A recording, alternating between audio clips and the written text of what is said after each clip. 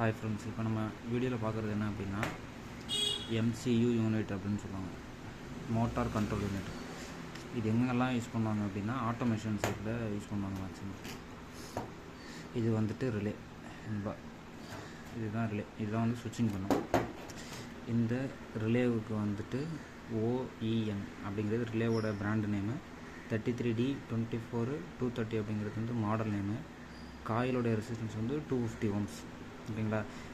இதுக்கு 24 volt auxiliary supply கொடுக்கணும். 24 volt auxiliary supply இதுக்கு நம்ம கொடுத்தோம் அப்படின்னா ரிலே வந்து ஸ்விட்சிங்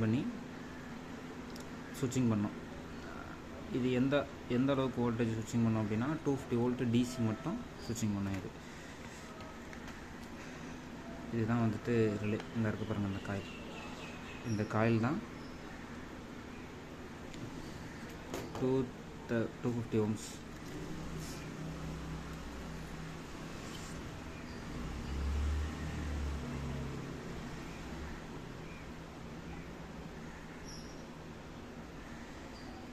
இது நார்மலி க்ளோஸ்டு, இது ரெண்டும். இது நார்மலி ஓப்பன்.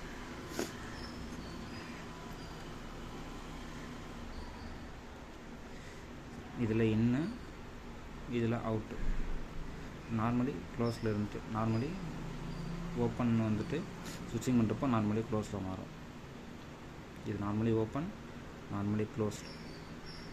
இது ஆக்சிலரி சப்ளை 24 வோல்ட் கொடுத்தோம் அப்படின்னா இந்த காயில் பிக்கப் ஆகி இந்த இருக்க பாருங்கள் கான்டாக்ட், இது வந்து ஸ்விட்சிங் பண்ணும். ரைட் சைடில் இருக்குது பார்த்தீங்களா, அது லெஃப்ட் சைடுக்கு வரும்.